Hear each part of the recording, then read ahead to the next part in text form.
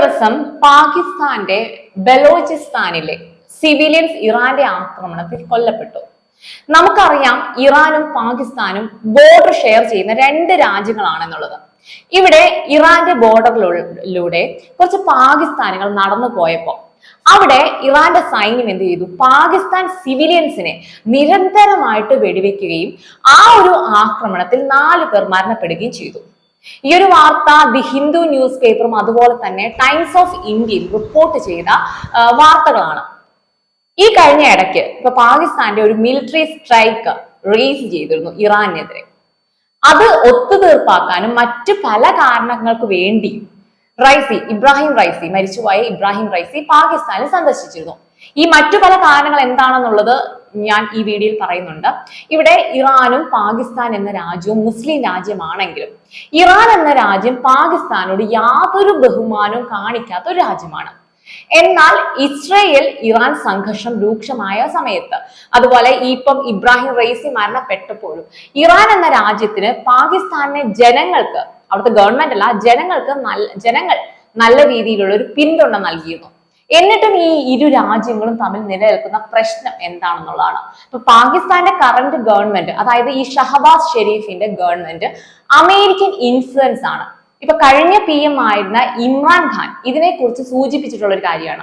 അദ്ദേഹം പറഞ്ഞത് എന്താണെന്ന് പറഞ്ഞാൽ ഈ ഡെമോക്രസിയിൽ കൊടികെട്ടിയിട്ടുള്ള ഒരു രാജ്യമാണ് ഈ അമേരിക്ക എന്നത്. അതുകൊണ്ട് തന്നെ അമേരിക്ക പാകിസ്ഥാന്റെ ഡെമോക്രസിക്ക് വേണ്ടി കൂടെ നിൽക്കണമെന്ന് ആരാവശ്യപ്പെട്ടു? ഇമ്രാൻഖാൻ അന്ന് ആവശ്യപ്പെട്ടിരുന്നു, അപേക്ഷിച്ചിരുന്നു. പക്ഷെ അമേരിക്ക കൂടെ നിന്നില്ല. പകരം അമേരിക്കയുടെ ഉദ്ദേശം ഇമ്രാൻഖാനെ താഴെ ഇറക്കിയതിന് ശേഷം പുതിയൊരു ഗവൺമെന്റ് പാകിസ്ഥാനിൽ വരണം എന്നുള്ളതായിരുന്നു. അതിനായിട്ട് അമേരിക്ക ശ്രമിക്കുകയും ചെയ്തിരുന്നു എന്നുള്ള കാര്യം ഇമ്രാൻഖാൻ തന്നെ ഒരിക്കൽ പറഞ്ഞിട്ടുള്ളതാണ്. അതുകൊണ്ട് തന്നെ അമേരിക്കയും നിലവിലെ പാകിസ്ഥാൻ സർക്കാരും തമ്മിൽ ഇപ്പോൾ നല്ലൊരു ബന്ധമുണ്ട്. പാകിസ്ഥാനിലെ ഇലക്ഷൻ നടത്തിയത് മുഴുവൻ ഈ ഫോറിൻ പവർ ആണെന്നുള്ള ഒരു പ്രസ്താവനകൾ ഇമ്രാൻഖാൻ തന്നെ പറഞ്ഞിട്ടുള്ള കാര്യമാണ്. അദ്ദേഹം തന്നെ ചൂണ്ടിക്കാണിച്ചിട്ടുള്ള ഒരു കാര്യമാണ് പാകിസ്ഥാൻ ഇലക്ഷൻ അട്ടിമറിക്കാൻ അമേരിക്ക ശ്രമിക്കുന്നുണ്ട് എന്നുള്ള വാർത്തകൾ. ഇങ്ങനെ അമേരിക്കൻ ഇൻഫ്ലുവൻസ്ഡ് ആയിട്ടുള്ള ഒരു ഗവൺമെന്റ് പാകിസ്ഥാനിൽ ഭരിക്കുന്നത് കൊണ്ട് തന്നെ അങ്ങനെ ഒരു വിരോധവും ഇറാന് പാകിസ്ഥാന് നേർക്കുണ്ട്.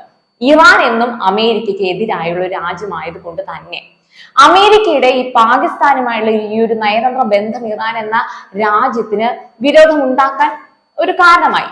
ഇപ്പൊ റൈസിയുടെ ആക്സിഡന്റ് ഉണ്ടാവുന്നത് ഇസർബൈജിസ്ഥാനിലെ ബോർഡറിൽ വെച്ചായിരുന്നു.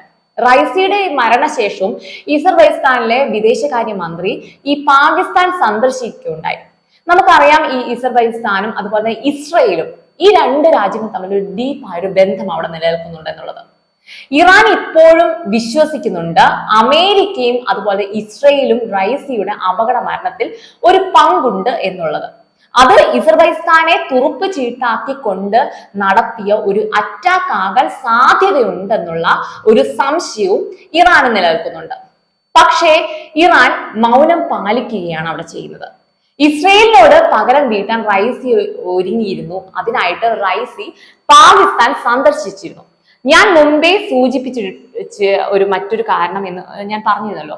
ഇബ്രാഹിം റൈസി പാകിസ്ഥാനിൽ ചെന്നതിന്റെ ഒരു പ്രധാന കാരണം എന്ന് പറയുന്നത് ന്യൂക്ലിയർ ട്രിഗറിന് വേണ്ടിയായിരുന്നു. അങ്ങനെ ഒരു ഞെട്ടിപ്പിക്കുന്ന വിവരങ്ങൾ പുറത്തു വരുന്നുണ്ട്. എന്നാൽ ഈ ഒരു വിവരം ചോർന്നതിനാൽ ഇസ്രയേലും അമേരിക്കയും ചേർന്ന് നടത്തിയ ഒരു ആക്രമണമാണെന്നുള്ള സംശയങ്ങൾ കൂടി വരികയാണ്. അങ്ങനെ ഒരു ചോർച്ച നടന്നിട്ടുണ്ടെങ്കിൽ അത് പാകിസ്ഥാനിൽ നിന്നോ അല്ലെങ്കിൽ ഇസർബൈജിസ്ഥാനിൽ നിന്നോ ആകണം. അതിനാലാകും പാകിസ്ഥാന് നേരെ ഇതുപോലുള്ള ചെറിയ ചെറിയ ആക്രമണങ്ങൾ ഇറാൻ നടത്തിക്കൊണ്ടുവരുന്നത്. പകരം ചോദിക്കാനായി ഇസ്രയേലിനെ തൊടാൻ ചെന്നാൽ പൊള്ളുമെന്ന് ഇറാന് നന്നായിട്ട് അറിയുന്ന ഒരു കാര്യമാണ്. അതിനാലാണ് ഇപ്പോ ഈ ഒരു നിശബ്ദത ഇറാൻ കാണിക്കുന്നത്. ഇറാന്റെ പക ഇതുപോലുള്ള അമേരിക്ക, ഇസ്രയേൽ സപ്പോർട്ടുള്ള രാജ്യങ്ങൾക്ക് മുകളിൽ കാണിക്കുന്നത്. ഇതാണ് ഈ വീഡിയോയിൽ ഞാൻ പറയാൻ ഉദ്ദേശിക്കുന്നത്.